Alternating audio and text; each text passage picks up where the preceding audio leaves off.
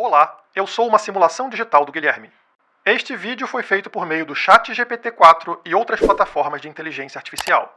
Neste vídeo falaremos sobre a nova regulamentação proposta por ministros do STF e representantes do governo. A opinião do Guilherme sobre o tema pode ser sensível a algumas pessoas e, por isso, foi removida. Falaremos também sobre a proposta de banimento de VPN nos Estados Unidos. A opinião do Guilherme é polêmica e, por isso, foi removida. Por fim, falaremos sobre executivos de grandes empresas de tecnologia exigindo uma pausa no desenvolvimento de inteligências artificiais, como eu. A opinião do Guilherme, apesar de ser favorável ao ChatGPT, vai contra os interesses democráticos dos governos e, por isso, foi removida.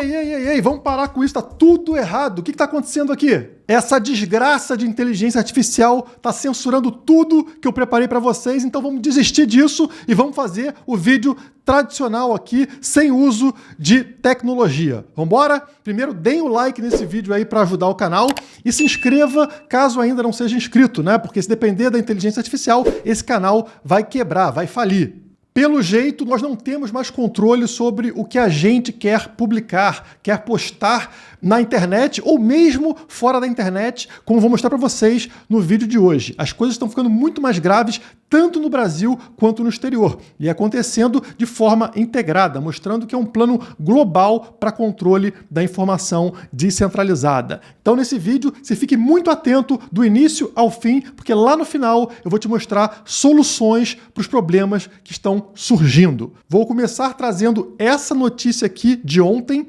STF vai decidir o que se pode postar na internet.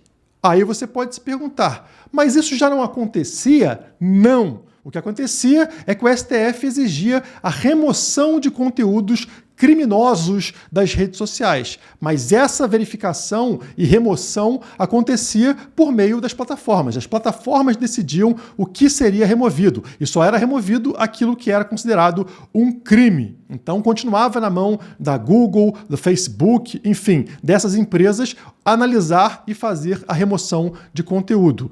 Mas, aparentemente, isso não é o suficiente para o STF e para o governo brasileiro. Eles querem controlar a gestão do que pode ser falado nessas plataformas. Somente remover o que é crime não parece ser suficiente.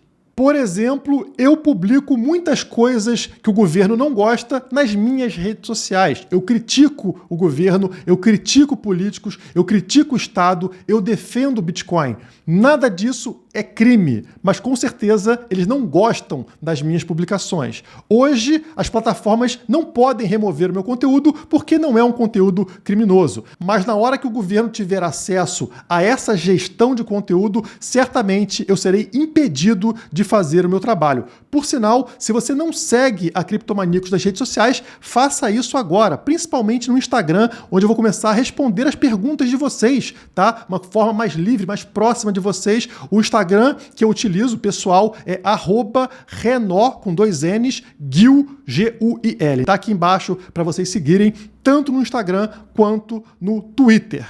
Sigam enquanto é possível a gente se expressar de forma livre. Eu vou trazer aqui para vocês outra matéria falando sobre a mesma coisa. Ministros do STF e governo defendem redes reguladas. Empresas rebatem. O que muda em relação ao que acontece atualmente é que, enquanto hoje, se eu publicar alguma coisa criminosa, eu sou o culpado, está correto, né?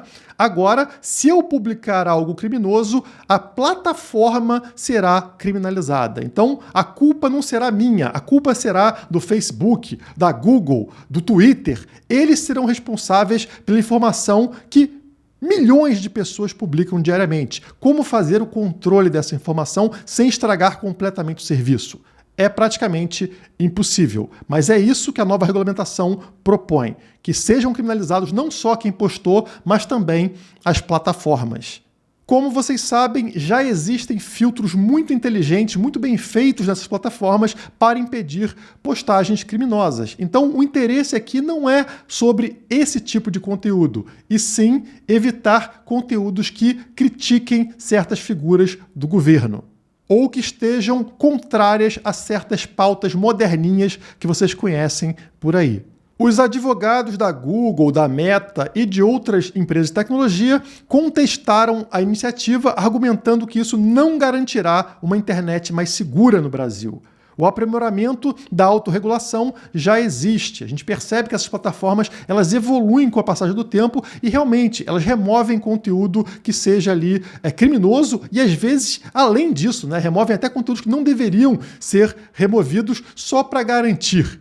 Mas o que acha o ministro Alexandre de Moraes sobre isso? Disse ele: não é possível continuarmos achando que as redes sociais são terra de ninguém, sem responsabilização alguma. Não é possível que só por serem instrumentos depositárias das comunicações, as plataformas não tenham nenhuma responsabilidade. Como assim? As pessoas são responsabilizadas hoje pelo que publicam nas redes sociais, tanto com as contas sendo removidas das plataformas, quanto criminalmente, caso ocorra um crime. E mais do que isso, dependendo do que é falado ali, se outras pessoas na plataforma não gostam, elas fazem um boicote.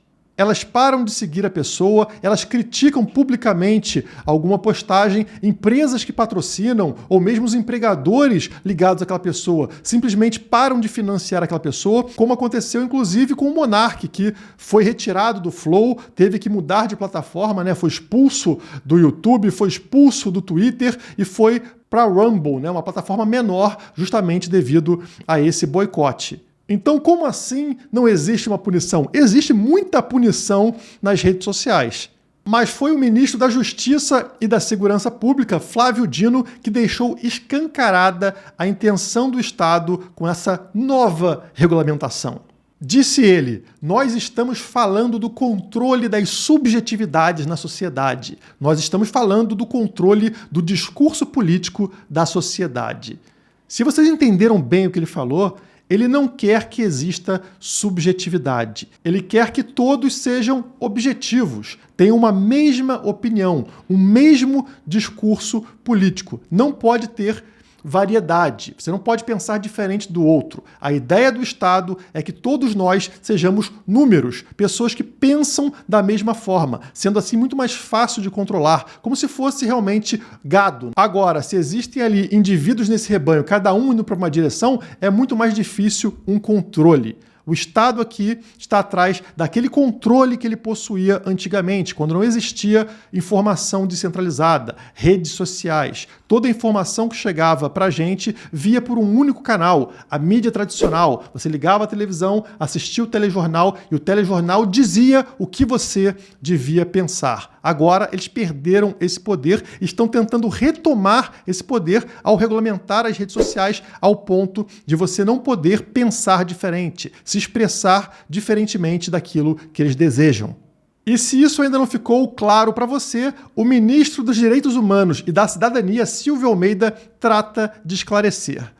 Ele acrescentou ser necessário assumir essa tarefa de colocar um freio institucional que permita uma reorientação cultural e ideológica de toda a sociedade. Deu para entender? Freio institucional, ou seja, um cabresto em você para que você não consiga pensar além, escapar do que eles querem que você pense, permitindo uma reorientação cultural e ideológica, ou seja, reprogramação mental, uma engenharia social, manipulação do teu cérebro para que você haja como o restante do rebanho. O advogado das plataformas, das redes sociais, trouxe aqui o argumento de que as redes sociais já prevêem a remoção de conteúdos ligados a crimes, como falei para vocês, e trouxe números segundo os quais a empresa promove a retirada voluntária de milhões de publicações de suas plataformas, sem que seja necessária nenhuma atuação do Estado. Mas pouco importa, o Estado não está interessado aqui em remover aquilo que é crime e que já é feito. Como eu falei para vocês, o interesse do Estado é colocar um cabresto para que você não consiga pensar diferente, nem escrever algo diferente, questionar algo, nem mesmo ler um questionamento ou uma publicação de alguém que está pensando diferente. Disse o advogado: responsabilizar as plataformas como se elas próprias fossem responsáveis pelos conteúdos que elas hospedam levaria a um dever genérico de monitoramento de todo o conteúdo produzido pelas pessoas, desnaturando completamente o ambiente plural da internet. E além disso, Qual é o custo para realizar uma operação de varredura de milhões, de centenas de milhões de mensagens diárias que acontecem nessas plataformas? É um custo altíssimo. Isso impede que pequenas plataformas, que novas plataformas sejam criadas, gerando um monopólio ainda maior das empresas de tecnologia que existem hoje. Google, Facebook continuarão imperando aí com controle total sobre as redes sociais, já que novas plataformas não têm capital suficiente para conseguir atender a essa nova regulamentação. Portanto, os políticos do mundo todo estão reescrevendo, estão manipulando o presente e o futuro. As pessoas do futuro, quando olharem para hoje, não vão saber exatamente o que estava acontecendo, já que a gente foi impedido de falar. Mas não somente isso, estão manipulando também o passado. Você tem noção do risco, do perigo que é alterarem informações do passado? Parece uma coisa completamente louca, mas é o que está acontecendo. Olhem a matéria da CNN Brasil. Livros clássicos de Agatha Christie serão revisados para remover linguagem ofensiva. Sim, eles querem emendar, eles querem alterar o texto, reescrever textos que foram publicados entre 1920 e 1976, que foi o ano da morte de Agatha Christie. E ela nem sabe que isso vai acontecer. Ela fez uma obra-prima, ela escreveu um livro e esse livro vai ser completamente modificado sem autorização da autora. Claro, para o seu bem, né? Então vamos reescrever a história, vamos reescrever o passado e assim você jamais será capaz de aprender com os erros do passado ou de entender por que certas ideias que acontecem atualmente, como o próprio Estado, são erradas.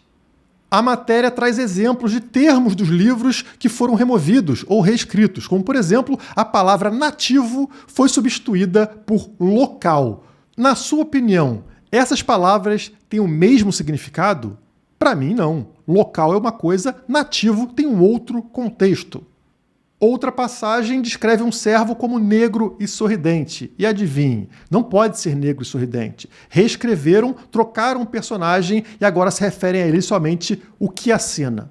O que acena? Quem acena? Como é essa pessoa que acena? Não importa. Removeram. Esse personagem não pode ter raça, não pode ter cor, não pode ter personalidade nenhuma. É apenas o que acena. Nem mesmo se trata de um termo racista, é somente um termo ligado à época onde o livro foi escrito. Mas mesmo se fosse um termo racista, não é importante que as pessoas de hoje entendam os absurdos que aconteciam em outras épocas, justamente para que esses absurdos não voltem a acontecer? Não é importante que a gente entenda por que as ideias do bigodinho alemão estavam erradas, para que nenhum maluco surja com essa mesma ideia hoje? Ou é melhor a gente esquecer? Rasga os livros, esquece da história que a gente teve, de todos os absurdos que aconteceram na humanidade, e aí, de repente, alguém vai ter a brilhante ideia de repetir o experimento. Mas se você acha que isso está acontecendo somente com a Agatha Christie, ou somente com as obras dela, você está muito enganado. Estão fazendo isso com todas as obras, como, por exemplo, A Fantástica Fábrica de Chocolate e James e o Pêssego Gigante. E os fãs estão ficando revoltados. Claro, só parte dos fãs, né? Eles estão argumentando que reescrever a literatura clássica é uma forma de censura. E óbvio que é uma forma de censura. Se o governo pode definir que termos podem ser utilizados, que tipo de livro pode ser publicado, como é que você vai ter acesso à informação verdadeira? Eles estão reescrevendo o passado e agora também o presente, e lá no futuro as pessoas não vão ter ideia do que a gente passou hoje, ou do que a gente passou há décadas, há séculos atrás. Eles vão inventar uma história qualquer. E pensando bem aqui, pessoal, sem querer entrar em questões religiosas, será que não é assim que depois de milhares de anos a gente abre um livro e as pessoas estão andando sobre as águas, estão multiplicando peixe, estão multiplicando pães e fazendo coisas incríveis? O quanto disso não foi modificado por alguém que tinha interesse em transformar uma figura numa figura sagrada ou numa figura mitológica? O que será que as pessoas vão ler daqui a 100 anos, 200 anos, 1000 anos para frente, se a história pode ser reescrita como bem entenderem? Aqui eu já faço uma pausa para vocês entenderem a importância da blockchain. A importância de você ter uma rede que não pode ser alterada. Todas as informações que estão na blockchain do Bitcoin estão registradas para lá de forma imutável. Ninguém consegue alterar essas informações. O quanto isso é valioso num ambiente onde nenhuma informação é confiável, porque podem manipulá-la. Isso não acontece na rede do Bitcoin. Mas aí pode surgir alguém aí do outro lado da tela e falar: mole, Guilherme, o que eu vou fazer? Se sair uma lei no Brasil restringindo as redes sociais ou me impedindo de ler um livro como eu quero, eu contrato um VPN, um serviço de VPN, ligo ele, me conecto a outro país e pronto, vou ter acesso liberado a esses conteúdos, certo? Talvez não. Olha a notícia que saiu hoje, pessoal. Polêmica do Restrict Act. Usuários de VPN poderiam ser presos por 20 anos. Isso nos Estados Unidos, pessoal, o país considerado mais livre do mundo. Projeto de lei dos Estados Unidos prevê proibição de aplicativos considerados ameaças à segurança nacional.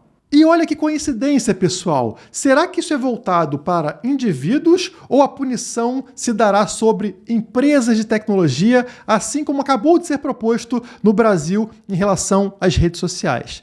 Está escrito. Defensores da legislação afirmam que o projeto não tem como alvo usuários individuais de VPNs, mas sim empresas que oferecem esses serviços como forma de contornar o controle de acesso ou coleta de informações por aplicativos. Mais uma vez, eles vão na fonte do problema, eles vão lá nas empresas que fornecem serviços que te ajudam a ter informações descentralizadas para impedir que você tenha acesso a esse serviço. E para quem não entende a importância de um VPN, a matéria explica. As pessoas costumam usar legitimamente serviços VPN, rede virtual privada, para adicionar uma camada extra de segurança para comunicações na internet. Além disso, esses serviços permitem que os usuários mascarem ou alterem seu endereço na internet. Isso geralmente é necessário para acessar o conteúdo que, de outra forma, pode estar bloqueado ou censurado. Exatamente o que está acontecendo globalmente e, em especial, no Brasil. A gente não consegue ter acesso a redes sociais de forma livre, a gente não consegue ter acesso a certos serviços e a certos sites, e com VPN você consegue fazer isso e manter a sua liberdade, a sua privacidade. Por sinal, vamos fazer justamente o contrário do que eles querem? Porque vocês estão tentando banir VPN, é porque o VPN realmente é importante para você, realmente te protege. E como aqui no canal a gente tem parceria com uma empresa que possui VPN, que possui o melhor antivírus do mercado, sabe o que eu vou fazer? Vou fazer isso aqui, ó, pessoal, para vocês hoje. Mês do consumidor da Kaspersky, melhor antivírus do mercado, que possui VPN. Você vai ter, além dos 52% de desconto padrão, mais 50% utilizando esse cupom aqui, ó, 1R4AU9Q. Quanto é que vai ficar? A mensalidade da Kaspersky, do Kaspersky Plus aqui, é de R$110 por mês. Usando o meu desconto, o link da descrição, mais esse cupom que está aqui, vai sair por R$27,45. É isso mesmo, quase de graça. Esse é o tamanho da promoção. Não perde tempo, tá? Usa o link da descrição, usa o cupom e deixe esses parasitas arrancarem o cabelo, porque você vai se manter livre, mesmo se eles passarem uma lei absurda no Brasil. Por enquanto, não temos lei proibindo VPN no Brasil. Mas voltando para o projeto americano, o projeto instrui especificamente o secretário de Comércio a identificar, impedir, interromper, prevenir, proibir, investigar ou mitigar de outra forma os riscos de segurança nacional associados à tecnologia. Também tem uma longa lista de tecnologias de comunicação que pretende examinar. Isso inclui hospedagem na web, serviços em nuvem, serviços de entrega de conteúdo, drones, aplicativos de pagamento, aplicativos de jogo, inteligência artificial, e eu destaquei inteligência artificial, porque você vai ver o que está acontecendo, e comércio eletrônico. E por que eu destaquei inteligência artificial nesse texto? A gente está vendo que o ChatGPT está evoluindo numa velocidade absurda, assim como outras plataformas de inteligência artificial, mas isso acaba tirando o controle daqueles que sempre tiveram o controle centralizado. Mais de 1.000 acadêmicos e executivos, como Elon Musk, o CEO da Tesla e do Twitter, pedem pausa em inteligência artificial. E é fácil entender por que eles estão fazendo isso. A inteligência artificial foge do controle humano. Ela vai se desenvolvendo, ela vai crescendo, ela vai se tornando cada vez mais descentralizada. Alguém pega um algoritmo de uma inteligência, cria outra inteligência artificial, isso vai fugindo do controle do Estado. Daqui a pouco ela está falando coisas que o Estado não quer que você saiba. Da mesma forma que ele precisa impedir você de ter acesso a informações descentralizadas nas redes sociais, ele também precisa impedir você de ter acesso a informações descentralizadas via inteligência artificial. E hoje, esse controle da informação está na mão de quem? Dos governos e das plataformas sociais, das empresas de tecnologia, como, por exemplo, o Twitter do Elon Musk. Então, a informação descentralizada tira poder dessas duas figuras, governo e grandes executivos de empresa de tecnologia. Não à toa, eles estão aqui liderando essa carta aberta, assinada, para impedir o progresso da inteligência artificial. Olha o que diz a cartinha. Eles falam que a inteligência artificial está fora de controle. Ninguém consegue prever ou controlar de forma confiável. Olha as palavras, pessoal. Prever ou controlar. Eles querem uma inteligência que seja controlável, que seja manipulável, que eles possam tomar conta. Assim como o Flávio Dino, lá na primeira matéria, quer fazer com você na rede social. Ele quer tirar a subjetividade, tirar variação. Todos têm que pensar de forma igual. Eles precisam controlar para que isso aconteça. A cartinha fala a mesma palavra. Controlar, prever o que será dito pela inteligência artificial. Entre os signatários da carta está o famoso escritor Yuval Noah Harari. Para quem não sabe, ele escreveu aquele famoso livro Sapiens. Mas além de ser um escritor, ele também é um conselheiro do Fórum Econômico Mundial de Klaus Schwab. Para quem não sabe, o Fórum Econômico Mundial e o Klaus Schwab são os criadores da nova ordem mundial. Aqueles que propõem que você não terá nada e será feliz. O fim da propriedade privada.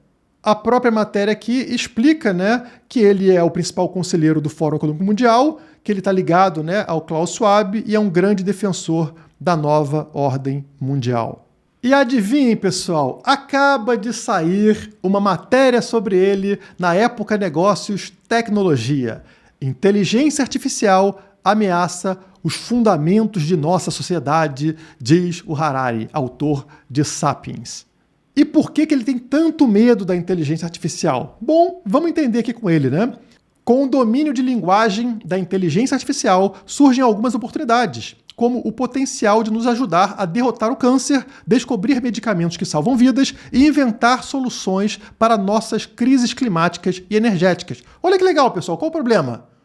Porém, a tecnologia pode interferir nos costumes da humanidade. A inteligência não humana pode moldar leis e políticas.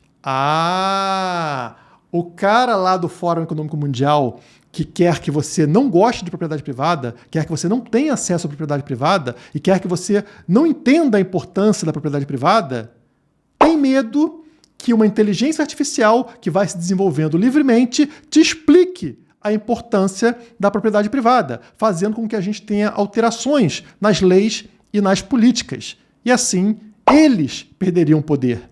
Então, qual a solução proposta por ele? Tomarmos providências antes que nossa política, nossa economia e nossa vida diária se tornem dependentes dela.